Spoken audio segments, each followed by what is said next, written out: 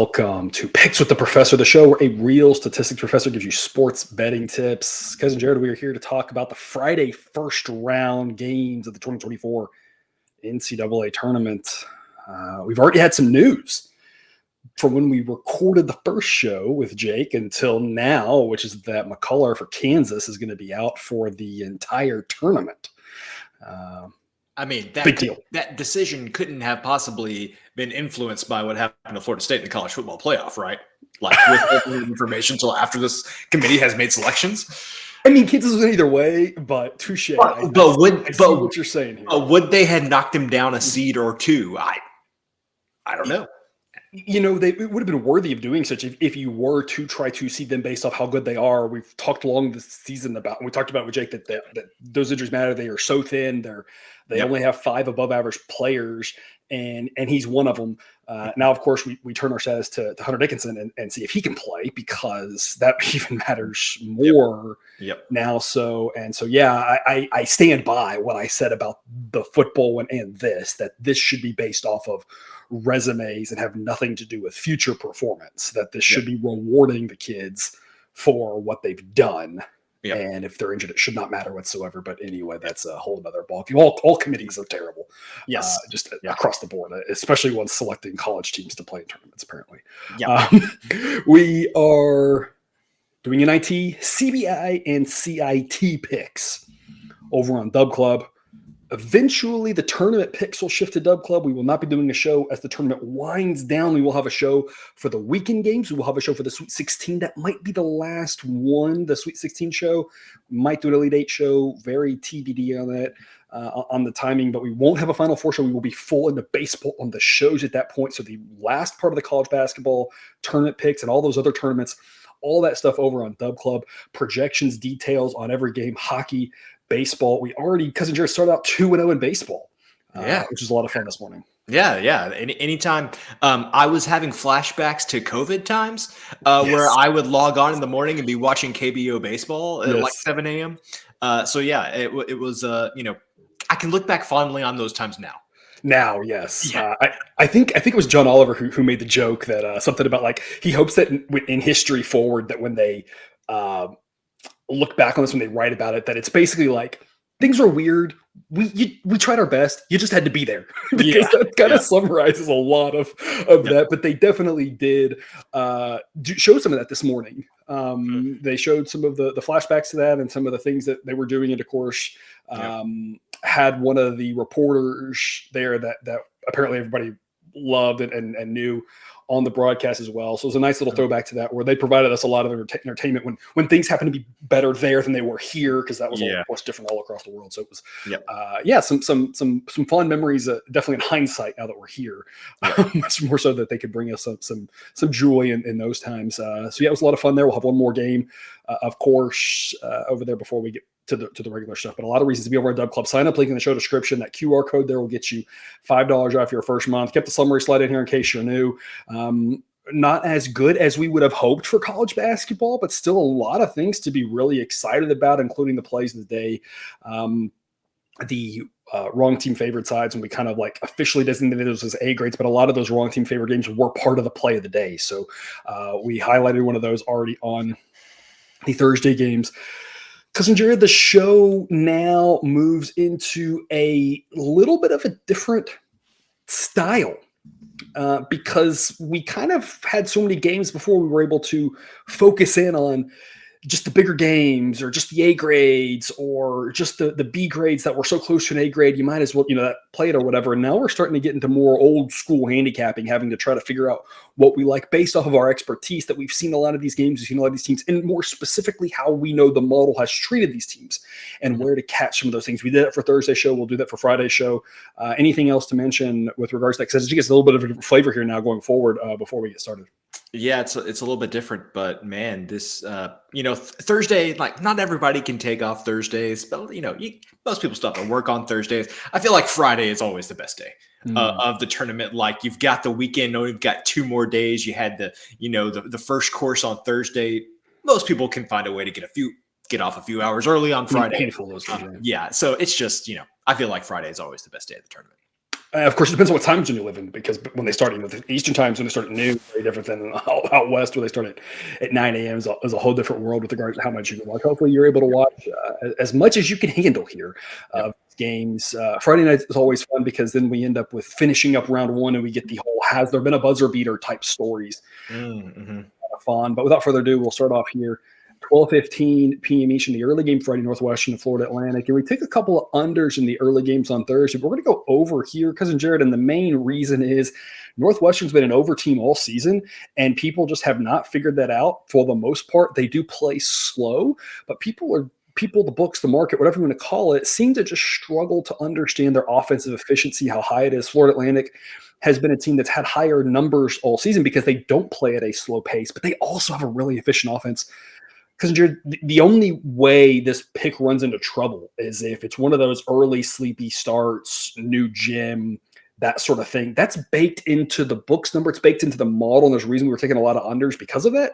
But if none of that happens, I mean, this has overwritten all over it. The offense will have the edge every second of this game by a large margin. As you can see, they're on screen. Number 29 offense versus number 79 defense, number 17 offense versus number 103 defense. We're projecting 146 points. We're going to go over 141.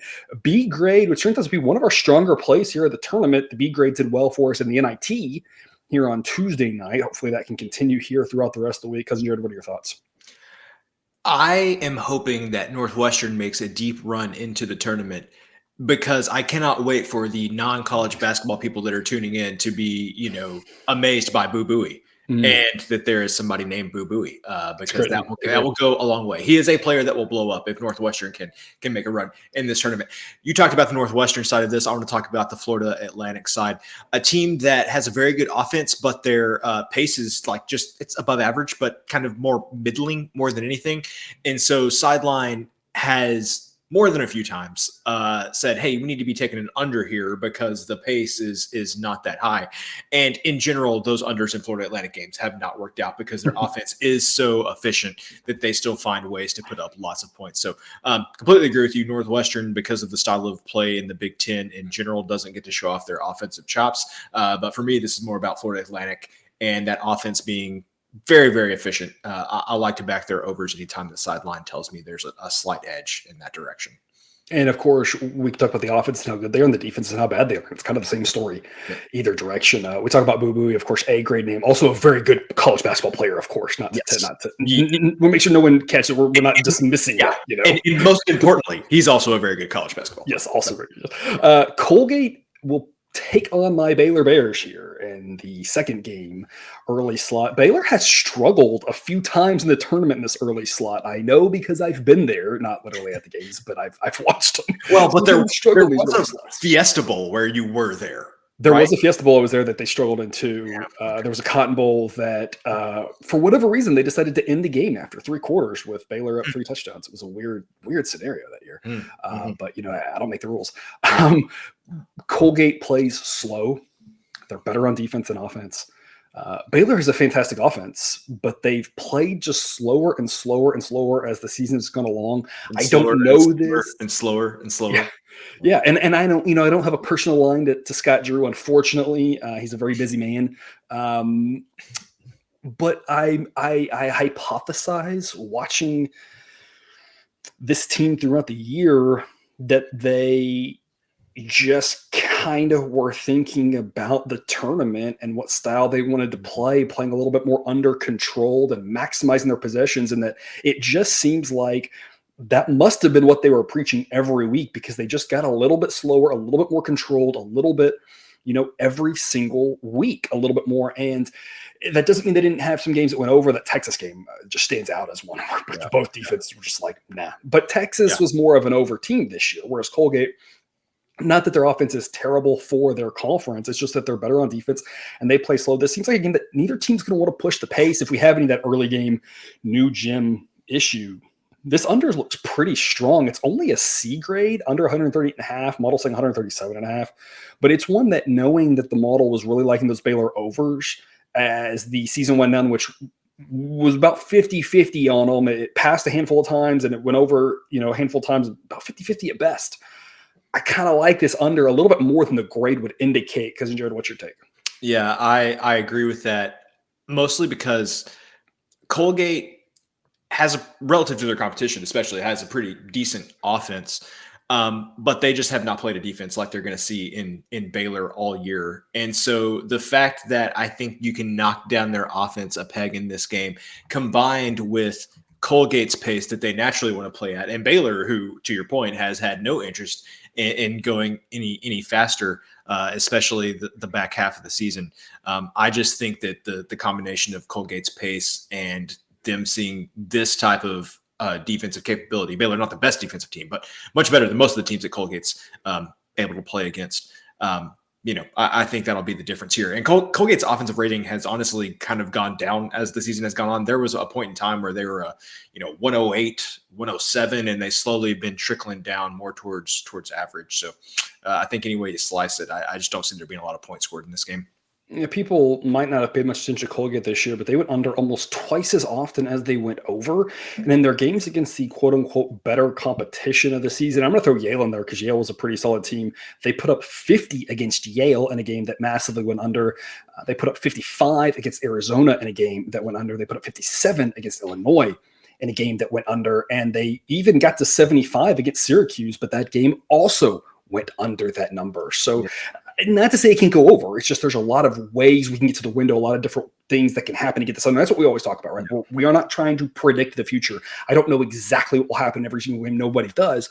But when you look at it, all the different ways you can get there, you have to think the probability this game goes under is much greater than 50%. You're probably talking 55, 60% of a chance that it goes under, maybe even higher than that if you take out the overtime possibility, the late foul scenario, it's a blowout and who the heck knows what's going to happen, those weird scenarios, right? If it plays out like a normal game, under makes a lot of sense for these two teams. 1:45 p.m. Eastern, UAB and San Diego State. Kissinger, this one, I think, is going to have a lot of eyeballs here. A couple of mid-majors.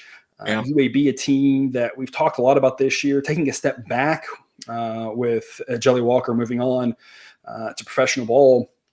But they still managed to win their conference tournament and sneak in here to the big dance. San Diego State, a very strong team. The Mountain West, we wondered if they were underseeded from the start, and not to say that Virginia deserved to be in the tournament because we went on record and said they didn't, but it does make you wonder what the shellacking that Colorado State gave them. If, again, the Mountain West might be a little bit underseeded in this tournament. It's a very strong conference, bouncing back from a year or two that we're down there. The San Diego State team sideline has them at 35th overall. Because I like laying the 6.5 here with San Diego State. Two reasons. Number one, I always love two ways to get to the window. Number one, San Diego State just blows them out. That's very possible. That defense could be suffocating. This game could land like 65-50 or something, where UAB just really struggles to get going because the San Diego State defense is legit. Number two, because we're only laying a number like 6.5, late fouls can get us over the number. So that's the first reason I like laying the points here with the Aztecs. The other reason is, even though the model says it's only a 2-point discrepancy, I really think we're getting a couple extra points of value here because there's a lot of people looking at this game thinking that these teams are closer than they are because they're both mid-majors, but there's a world of difference between these two teams. Ignore the conferences and look at everything else, and these two teams are nowhere near each other in terms of how good they are. Doesn't mean San Diego State wins. Upsets happen, of course, and that's what makes this fun. But if the average game plays out, San Diego State wins by about 10-ish points, line 6.5 makes a lot of sense. Because Jared, tell us more. Yes, I completely agree with everything you said about San Diego State. Is the Mountain West underrated? Completely agree with all that. There may not be I'm sure there probably are, but UAB is one of the teams that comes to mind where it's like, if you would have talked to me 2 weeks ago, the perception of this team would have been completely different, but then going on the run, winning their conference tournament. The other thing I would point out is, because of all of the other upsets in the AAC tournament, they did not have a just super challenging road to win that conference tournament. So, a team like, Drake that knocked off, I believe it was Drake that knocked off Indiana State, right? Yeah. Like, you can look at that and you can be like, hey, they got in and they kind of knocked off the big boys to get there. UAB, you look at it and you're like, they didn't really do much to win that conference tournament. So I think There will be some teams in this tournament where I will say, hey, look, they're hot at the right time. I don't think I want to fade that team, or I think we should be back in this team. This team does not fall into that category. And I look at some of the games that they played earlier this season. They lost by 21 to McNeese State. They lost by 13 to Florida Atlantic, who's probably a similar team, different style of play, maybe a similar overall team to San Diego State. And then, of course, they had a big blowout loss to Memphis there in conference. So you could definitely like go through UAB's schedule and cherry pick some games that like may be the opposite of what I just said. But on the whole, when they play teams of this caliber, they have lost big more often than they have covered or won. So yeah, UAB could cover in this game. But I think based on what I've seen the whole season, I like San Diego State to cover a number like this. And to your point, free throws always help us out at a number like this. Yeah, absolutely. And, you know, the AAC really taking a step back this year. We knew they would be hurt a little bit by losing a few teams to the Big 12. Not that UCF was the best team in the world, but they played some solid defense and they raised the profile of that conference. Cincinnati, not the best team in the world, but at least had some talent there. And of course, losing Houston was a big blow as well. But you really just, you took two solid teams and one fantastic team, and what they replaced them with kind of made them a lot worse. And so it's just, last year I would have said the AAC was as good, if not better, in the Mountain West. But this year, that is just not the case here. The level of competition San Diego State's played has been stronger as well. This game's in Spokane, Washington, which I have to think helps San Diego State. At least you're staying in the same time zone. You are playing an early game there, local time. This will be a 10:45 a.m. Tip. So it's possible it doesn't really help anybody that much, but at least even though that's long travel for San Diego State, it's only long travel one direction. Alabama is around the same, north-south as San Diego State is, but so they have to travel that same part, but they also travel across as well. So right. Long travel for UAB, if that matters, any as well. 2 p.m. Eastern, Western Kentucky and Marquette. This one ought to be a fun one because Marquette loves to speed you up, loves to force turnovers, get up and down the court. Now, they'll play slow, absolutely, if you want to play slow with them. But they try to speed some teams up by that pressure defense. So Western Kentucky wants to play fast. This game could go a lot of different directions based off of how many turnovers Marquette can force and how the pace plays out. I'm really fascinated to see it play out. But aside from the specifics, on average, Sideline says that Marquette wins by an average of about 20 points. We're going to lay 14. Be a great pick. It's a lot of points to lay. But when you think about the early games, the blowouts that there's going to be a bunch of games. There always are, unfortunately, that you turn off by halftime and aren't interesting whatsoever. And in a game that could have some crazy pace and some crazy high points, the probability that that type of game is the blowout increases. Western Kentucky plays decent defense, especially for their pace, but this Marquette team is really good, and we've talked about it for a week or two now. Tyler Kolek, very good. One of the better players in college basketball. Marquette has a lot of depth, and so even if he's not able to play in this first game or this first weekend, Marquette can more easily replace him than a lot of teams can. So even with him questionable, I still have Marquette is the 7th best team in the country. They are really good. This is a situation where we're trying to take advantage of a game where Sideline thinks that the favorite is actually better than the market is treating them. Cousin Jared laying the lumber here with Marquette. We're going to take some dogs every once in a while, but this is one of the bigger numbers that we're actually laying here in the first round. Yeah, to your point, Western Kentucky, according to Sideline, a 144 on pace. One of the fastest paces, highest paces. I don't know. What that doesn't roll off the tongue well, but one of the highest paces in college basketball.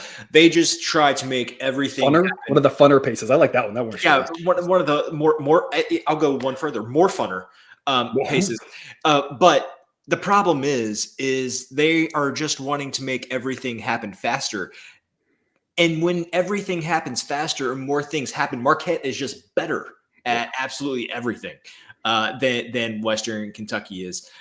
I mean, we have seen plenty of times where, there have been upsets. There have been teams that shouldn't be in the game keeping it close. But this is just one where it's so outmatched. And in my opinion, the pace doesn't present a challenge to Marquette. It's just kind of you're going to play into Marquette's hands if you want to play more quickly. So I like Marquette. laying the points. There won't be very many times in the tournament you'll hear me talk about laying big numbers like this, but I think this is just a bad matchup for Western Kentucky. Yeah, we're doing it. I think one other time, two other times here, laying double digits, but for the most part, we're either staying away from them or on the dogs on those games. Out of the 16 or so that we have, only a few times. The other thing to note: Western Kentucky overall ranks number 165 according to Sideline. Stetson's 173. Longwood's 171. They're basically in the neighborhood as those two number 16 seeds. And so that's the other thing to talk about here is that's why there's a big mismatch. And I'm not saying that Sideline has perfectly nailed this, right? All models are wrong. Some models are useful. What the model is trying to indicate to us, at least in some regard, is that Western Kentucky might be one of the weaker 15s and more like a 16, whereas Marquette being ranked number 7 is a very strong team, and that this Kolek thing is probably a little bit overemphasized, especially early on playing a weaker team. Because the total in this game is 158.5. At least it was when we sent out our official picks to everybody on Dub Club. I have not updated that yet. We will get official updates for everybody on Dub Club as we get closer, which will matter, especially for a game like Kansas, which will have a new projection as well. Right. I wonder on the over on this one, I'm just going to put my speculation hat on and say Western Kentucky plays fast. If they try to slow this game down, I don't think they're going to feel comfortable. I don't know why they would try to do that. Marquette seems perfectly happy playing a faster pace, speeding you up. They would seemingly relish, as you mentioned, the more things happen means we have more of a chance to show our dominance. Seems like the pace could get out of control. I'm not making the over an official pick here because we think laying it with Marquette makes more sense. But if there's a game that's like, 95 to 70 or something that gets into the 160s, like this has definitely got a chance to be one of those games. I don't know if you have any thoughts on that. I'll just echo what I've said the past couple months, man. Upper 150s gets tough. Gets tough. If this got down to like 155, now we might be talking. But I think that would have to be my number, and I don't know if it's going to get to 155. All right, good insight from you there. 2:45 p.m. Stetson and UConn. I mean, UConn's really good. I don't know what else to say about them. Stetson's not a bad team. They play a little bit slower of a pace, but the thing about Stetson is they're decent on offense and they're terrible on defense. Folks, Stetson's going to put up some points on UConn. Those points are then going to come kind of back down because the pace of these teams to balance us back out. But the difference in this game is going to be the fact that UConn is going to be able to name their score. They are insanely efficient on offense, playing a terrible defense. One of the worst defenses to make the turn might be the worst to make the tournament. Obviously, they're a 16 seed, but I mean, in the 300s is insanely bad. UConn hasn't faced a defense this bad in a long time. UConn might put up 100 points. The model pegs them for an average of 85. It's not a large edge. The number is really close to the projection. Projection is 144.5 model, saying that, and so we're going to go over 144.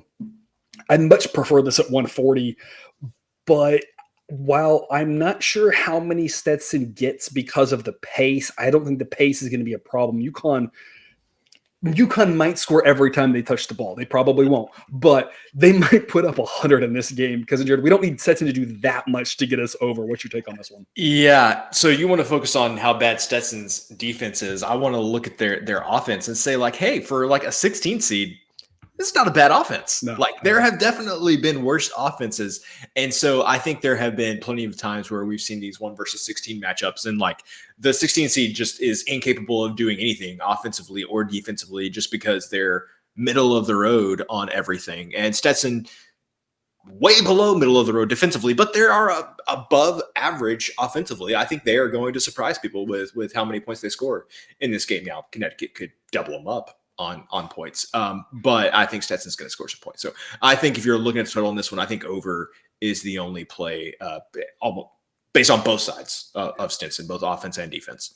Yeah, the Big East plays a floppity billion conference game, so there's fewer non-conference games to look at for UConn. But just in the conference slate, they put up 95 in the tournament against St. John's, put up 91 against Seton Hall, 101 against DePaul, 99 against Xavier.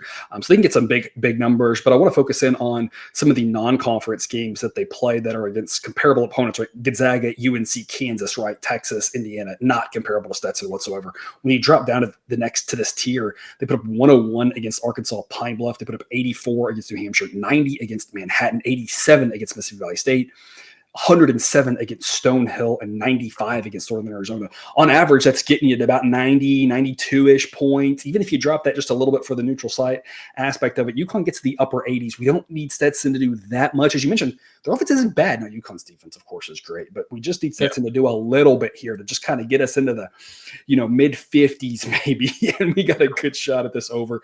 It's over or pass for us. Would like a better number. Folks, always shop around, though. If you can find a slightly better number on this, it makes it a more appealing play. If you don't have an account there yet, check out BetUS. Now is a perfect time to sign up because you get 125% bonus here on your first 3 ever deposits. And the rollover requirement going to make you play with that money a few times. That's just the way it goes because they're giving you a ton of free money. So they just want to make sure you play it. Now you're going to be playing a lot of games. So it's an easy opportunity to wrap up those rollover requirements. You should have an easy time with it in baseball as well. So a great time to sign up at BetUS if you have not yet, shopping around, getting the best numbers you can.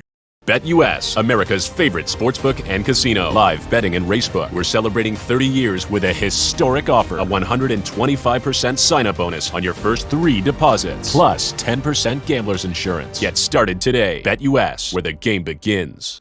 New Mexico and Clemson, 3:10 p.m. Eastern. Clemson team that we talked about can just be hot or cold from 3, and if they're hitting, they can beat almost anybody in the country. If they're not, they can lose to almost anybody in the country. And that's how their season played out. They have some great wins, some terrible losses. Hard to really be confident in anything that happens in a Clemson game. New Mexico, on the other hand, we said from the start here, we think they're the best team in the Mountain West, even though they were the 6th seed. Their resume was not great, but they were a very talented team. Sideline has them at number 20 overall, 58% chance to win.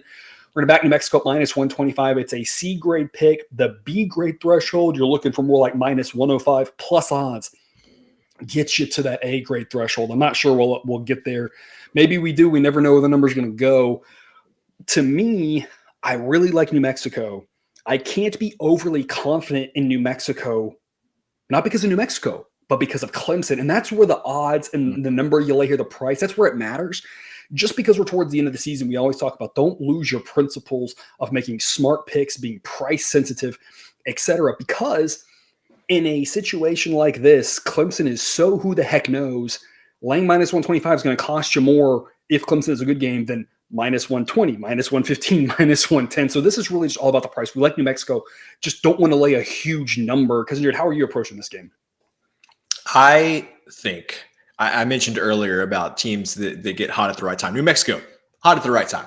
And we talk about not knocking off any UAB, not really having to face any of the stiff competition in the AAC. The Mountain West was fairly deep this year. And so, New Mexico knocking off, Air Force, which Air Force isn't a great team, but like Air Force has an identity. They can be a difficult. They can be frustrating. Yes, they can be frustrating. Boise State, solid team. Colorado State, good team. San Diego State, good team. I feel like New Mexico is one of those teams that we talk about come in hot, playing well. Clemson on the other knocked off San Diego State to win the title, I believe. Yeah, and so clearly New Mexico State coming in on a good note there. Clemson, the opposite though, losing 3 of their last 4, and 2 of those losses were to Notre Dame and Boston College, both of whom were very not good this year.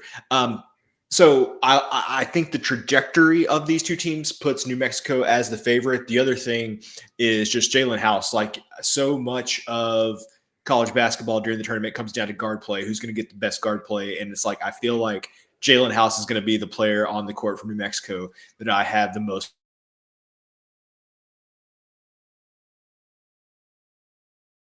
If I had to pick one player to make a play at the end of the game, it's going to be House. New Mexico winning in that championship game against San Diego State was so dang impressive. We had them as one of our picks in last Saturday, and they had a guy in foul. They had a couple guys in foul trouble. They had a guy laying funny, get hobbled.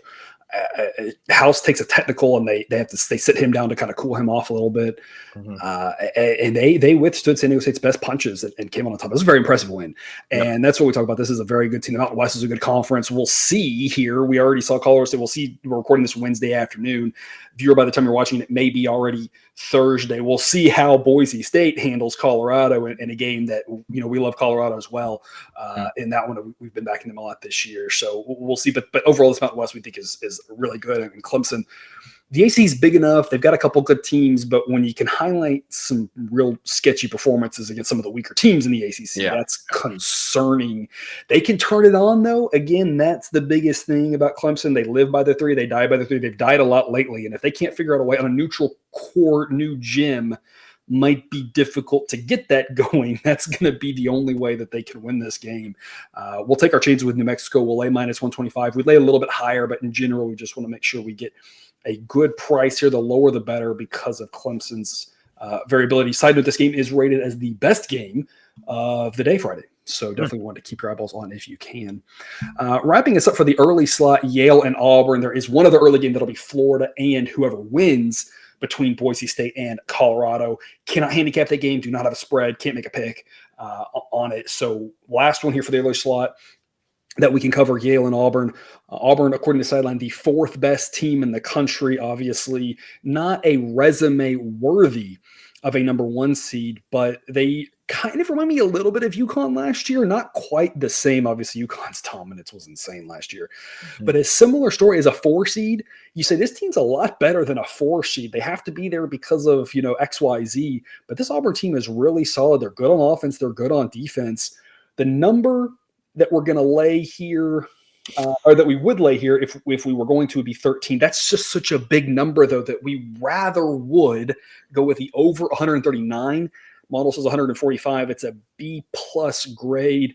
Because to me, it's lay it or don't play it with Auburn because we think they're good. But the over is a smarter investment.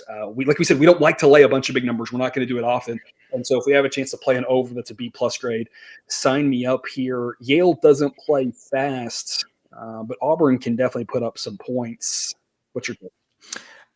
If the spread was like Auburn by 10, I would probably say let's lay the points, because we all know Auburn's affinity for winning games by double digits. It's 13, though, and those are 3 big points in a tournament game like this. And so I feel like the play on the over here is somewhat of an offshoot of that. Is like, well, I still feel pretty good that Auburn is going to win this game by double digits. They're going to win it by 10 or 11 or 15 or 18. I don't know. But I think they're going to win by double digits, which I think means they're going to score some points. Yale is a team that definitely has the ability offensively to score enough to get this to 139. All you're really asking is that this game is a little higher scoring than your average, slightly higher scoring than your average college basketball game. And I don't know why, looking at these two offenses, you wouldn't think that this could be a slightly above average game. Yeah, Yale put up 80 points a lot in conference, starting off conference play, and then wrapping it up. They finished by scoring 80 in their last 4 regular season conference games. I think the closest comparison that Yale hasn't played a lot of teams of this caliber. The closest one is Gonzaga, who they lost by 15 to early in the season in a game that got to 157. And honestly, I think Gonzaga and Auburn are pretty comparable here. Gonzaga historically has been a team that's better on offense, but this year actually looked stronger on defense, plays a faster pace, but not reckless. I mean, that's a pretty decent comparison. That game got in the 150s. I don't think this game's going to get that high because we're talking neutral site, tournament game. You don't want injuries late if it's a blowout, that sort of thing. So there's a lot of reasons to ding that number down a little bit, but that game went over. This is the closest comparison here. So like you said, there's the offshoot of laying a big number here is taking the over 139. Because before we get to the end games, I just want to remind people here, because some people are going to hear what we say there and they're going to think about teasing this number down. But again, mathematically speaking, you don't want to tease college basketball games because you tend to pay way more in what you are paying in the odds than the probability you get. So just because we're saying we would be more excited to lay 10 with Auburn, we would not be more excited to lay 10 with Auburn at minus 185 or something like that, right? We'd be more excited to lay 10 with Auburn at minus 110, maybe minus 115, sure. But just as a reminder for people on that, we typically don't want to be buying points and teasing college basketball games. It's not a good strategy. 6:50 p.m. Eastern, Texas A&M and Nebraska. Cousin Jared, your boys played well down the stretch, well enough to get them into the 8-9 game here as a team that was on the bubble, playing a Nebraska team that is better than Texas A&M on offense, slightly much better on defense. This is going to be an interesting one because the Big Ten typically struggles in the tournament. They haven't been a great conference this year, but Nebraska is one of the better teams in the Big Ten. If you match up seed for seed, right, Nebraska, you could make a case was the third best team in the Big Ten. A&M was not the third best team in the SEC. I think third best versus third best, the SEC is a stronger conference and would have the edge there. But the third best team in the conference in Nebraska gets to play, whatever you would say A&M would be in the SEC. Something like that. Yeah, something like that. That gives Nebraska a 62% chance to win. We're going to play them at minus 115. I love this pick. B grade. If we could get A grade on it, or if we can get even money, would be A grade. That wrong team favorite game we love. Otherwise, it sticks to the B grade. But definitely one we recommend playing. Again, always a shop around. The closer we can get to even money, the better. But there's no reason not to like Nebraska as long as you're not having to pay a price like minus 160 or something, which is about where the model thinks it should be. Because Jared, you know your Aggies pretty well. What's your take? Not only are these two teams playing in the men's tournament, they're also playing each other in the women's tournament. And then the whole athletic director thing is the whole athletic director thing. Yeah. And then so a unique week around the workplace for me is what I would say. Working for those who don't know, because Jared works with a bunch of Cornhuskers. Yeah, and so very very unique situation we've got here. I'll go back to what I said last week when we were talking about Nebraska and Indiana. Like, if you just get the poll, like the fans of these teams know the best, and Nebraska fans feel confident, and then fans are like, I don't know, not so sure. And I have to say, I have been not impressed is the right word, but A&M has just been so remarkably consistent the past few years in that they're just so frustratingly inconsistent. Yeah. And that has always reared its head once they have gotten into the NCAA tournament. These matchups like this just have not gone their way. And like, I have seen nothing, even with that victory over Kentucky, I have seen nothing that would make me think that A&M is going to win this game more than whatever you've got here. 38%. 38% of the time. That feels about right. Maybe a little lower than that. And so I think there might be additional value here. I have no faith in this A&M team. They could win this game by 20. They could lose it by 20. Like, I feel you have no idea what you're getting with A&M. Or they could win the first half by 20, lose the second half by 20. That's almost what happened against Florida in the SEC, or against Auburn in the SEC championship game, or Florida in the SEC semifinals. Yeah, semifinals. They looked great, got out to a huge lead, and then completely just fell apart in the second half.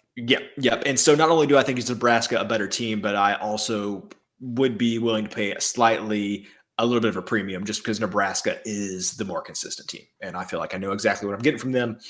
A&M, who knows? And just as a reminder, folks, when we say A&M wins 38% of the time, we do mean that. We're not saying Nebraska is a lock. There are no locks in gambling. Of course, many of you know this and you've heard this. Just as a reminder, though, the reason we like this pick so much is that we're playing it at minus 115. If we're playing at minus 165, it's still probably what I would do, but I wouldn't like it as much. I wouldn't put that much on it, right? The minus 115 is the key here that makes this a good type of play we can play throughout the tournament and show a profit on in the tournament, because A&M can win this game. It's just the idea that if they win it 38% of the time, because Jared, you think maybe even a little bit less than that, getting close to 50-50 odds is a great investment. So just as a reminder on that, as we're thinking through these games. 7:10 p.m. Eastern, a game that we won't really be talking on the money line about because the spread is 12. We're going to lay the 12 with the Dukies here, as the model says they win by 15. Vermont is a team that's interesting. They've typically lived and died by the 3. This year they're doing it a little bit more on defense. Duke, obviously a very strong team, but another team that can be maddeningly inconsistent. You never really know what's going to happen with this Duke team. And Vermont is strong on defense, but you have to be concerned if they can score enough points against Duke. The old Vermont teams, I think, stand a better chance hanging around because that live by the 3, die by the 3. If they get hot from 3, anything can happen. But because Vermont is just not quite that same team, I think it's just more likely they just lose a ho-hum game by double digits. So line 12 makes a lot of sense. B grade pick on Duke. Because Jared, tell us more. Vermont, 1 loss since the calendar is turned over to 2024.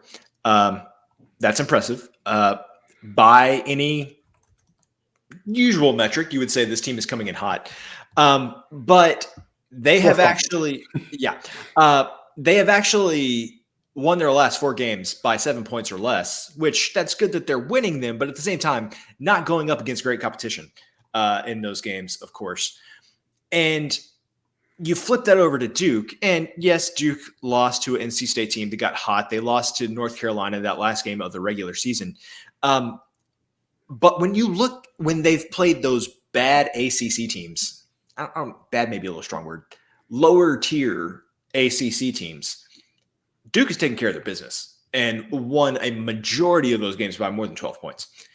As good as Vermont has been this year, you cannot convince me that they are any better than some of those lower level. Okay, you can convince me they're better than Louisville, but like you can't convince me that they're better than, I don't know, like Miami or Virginia or Boston College. I don't know. After last time, I want to say maybe Vermont's better than Virginia too. But anyway, the point is Duke has taken care of business against these lower level ACC teams, and I just can't bring myself to say that Vermont is any different than any of those lower level ACC teams, combined with the fact they were winning close games in their conference. And I couldn't even tell you which conference it is, but they were winning close games. I think America East. Yeah, sure. Sounds good to me. And so winning those close games, it's just like, I just don't see that translating against this Duke team. Yeah, Vermont is 80th in the country in threes made per game, making about half a three per game less than they did last year. Taking a little bit of a step back there, that's the key, I think, to these upsets early on is do something unique, whether it's really physical defense or, having a big man who can bully you around, or the three, or the Shaka Smart back with VCU pressure, something. Yep. And that's just, like you said, it's not really what we're eyeing here. So Duke by 12 to be a great pick. Another team that should run away with it's Alabama, but we're going to take Charleston at +9, very small edge here as the model says 8.5. This is solely about, I just do not trust Alabama whatsoever. Yep. I can't touch the total in this game because it's, oh my goodness, 173. Yeah. Which feels right. Feels right. Yeah. This reminds me of the game, and many of our viewers have heard us talk about this when we went out to March Madness in Vegas and we bet the under and whatever it was, North Carolina and like Long Island or something in a 2-15 game. And I don't remember what the total was. It's one of those stories where the fish gets bigger every time you tell the story. But I mean, we were getting like 212 points and we went under and there were like 415 scored or something like that. It feels like that game where it's like, you have to say like, oh my gosh, it's a tournament, you go under, but like there could be 200 points scored in this game, but I'm not going over 173 by any chance. I just don't trust Alabama. I don't trust them to score. I don't trust them to play defense. They might do one, they might do both. And if they do both, they're going to win by double digits, but I just don't know what I'm getting from them. Charleston's a team that's been in the tournament. They're a solid team. Just need them to hang around, lose by single digits. What's your take on it? Let's go to the next game. That's exactly what I would have said. I have I just cannot bring myself to not take 9 points against this Alabama defense. We're just like, optional. Defense optional. Yeah. So, absolutely. Also at this time slot, Purdue will be playing the winner of their first 4 game. Again, cannot cover that one, but we will have the updates for that on Dub Club. To the late slots, Longwood and Houston. Because, Jared, we're going to go under on this one. Houston's defense is fantastic. They play slow. Longwood plays slow and is better on defense than offense. This has all the makings for an under. And on top of that, Cousin Jared, I was a little bit concerned because I feel like my brain was telling me Houston puts up a lot of points on bad teams. I think I was thinking more of last year's team and previous iterations of Houston that played a little bit more reckless with their pace. Those teams also suffer some injuries, and that might be why they're not playing that style this year, because they're trying to keep everybody healthy, right? Maybe it's a little bit of a different world. So I went back and looked at the records, because I'm not going to read you the scores. I'm just going to read you who they played and if the game went over or under based off if they were a big school or a small school here. I'm going to ignore the big ones because that doesn't really matter. UL Monroe, under. A&M Corpus Christi, under. Stetson, under. Towson, under. Dayton probably doesn't even count, but whatever, under. Montana, under. Xavier probably doesn't count, whatever, under. Rice, under. Jackson State, over. Texas State, under. Penn, under. That is their list of reasonable comparison non-conference games. I don't know. Let's go under. 127 is a number. C+ grade, almost to a B grade. Model says 124. Tell us more. Maybe my favorite play of the day is the under in this game.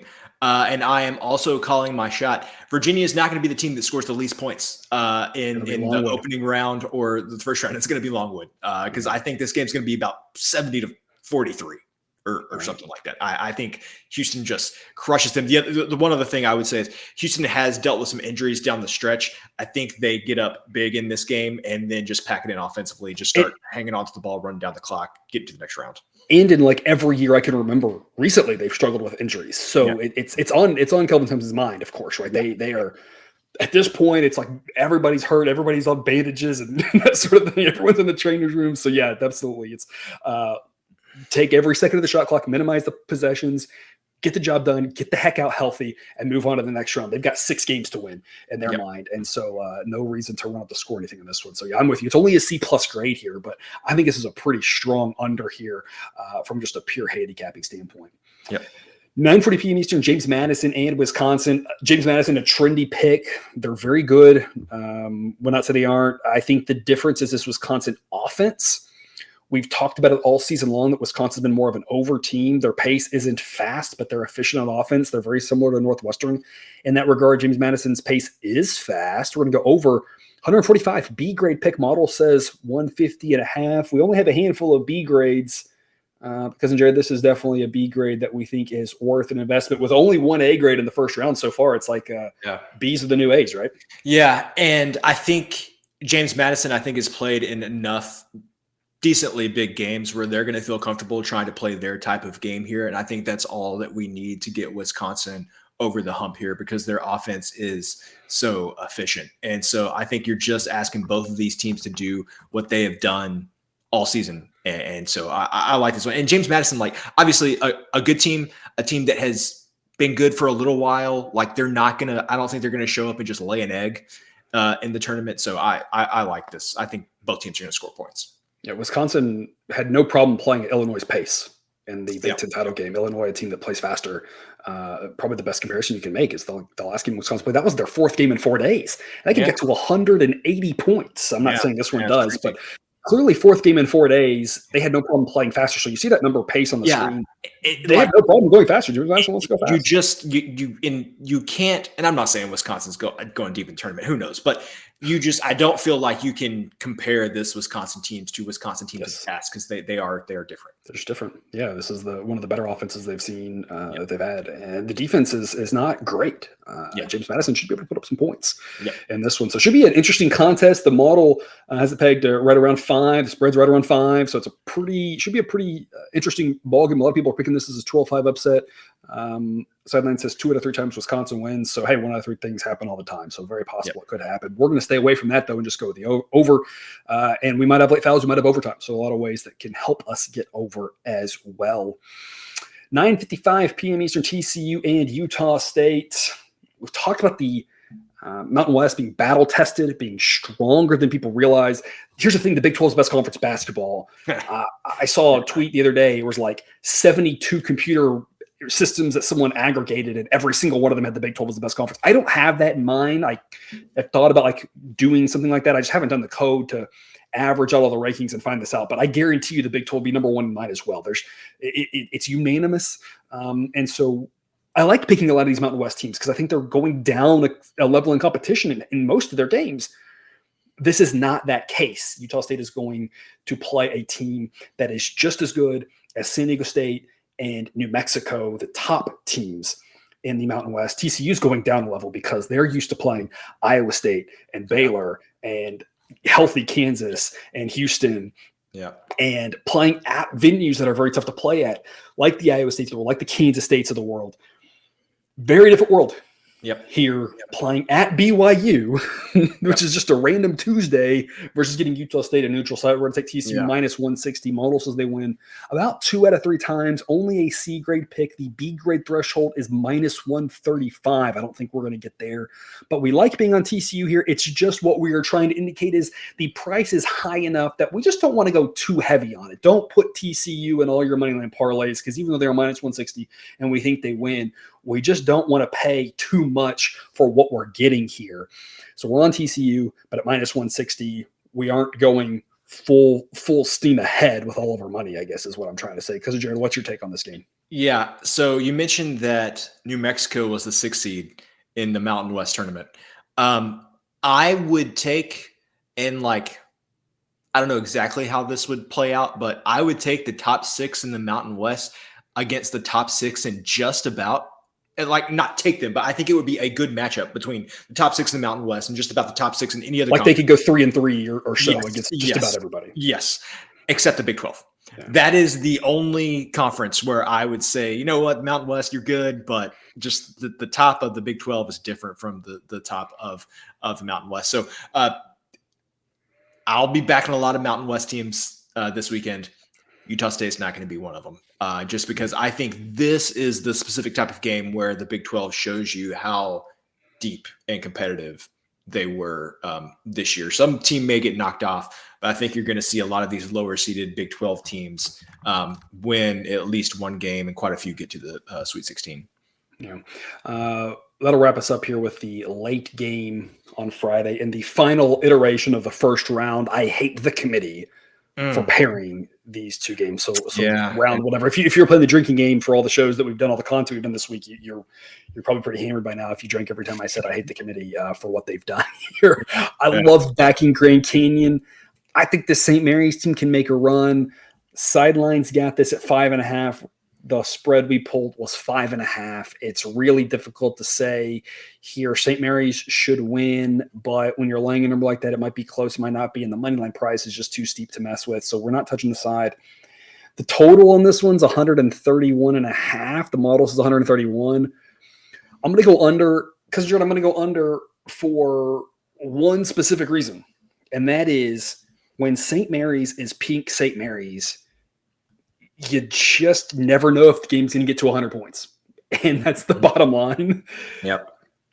I would be remiss if I did not point out that St. Mary's actually went over more times than they went under this year. But the counter to that is they went over in games where they scored 88 against San Diego and 83 against Pepperdine, 103 against Pepperdine before that, 84 against Pacific, 82 against Santa Clara, 95 against Portland, 81 the first time against San Diego. Those are all conference games that went over where they scored a lot of points. Some of their non-conference games, they did as well. You know, they put up 89 against Davidson, and that was a pretty impressive performance. But I'm just not sure in the tournament, the way that tournament games are played against a Grand Canyon team that's got a pretty strong defense. If this sets up for a game for St. Mary's to get to the 70s, I'm not sure either team gets to the 70s. And if that's the case, I'll take my chances with the under. Obviously, it could go, 65, 64, I guess that's still going over, 68, 65, whatever, right, would still go over. So if nobody gets to the 70s, this game still could go over. And we could have overtime. We could have late fouls. So there's a lot of ways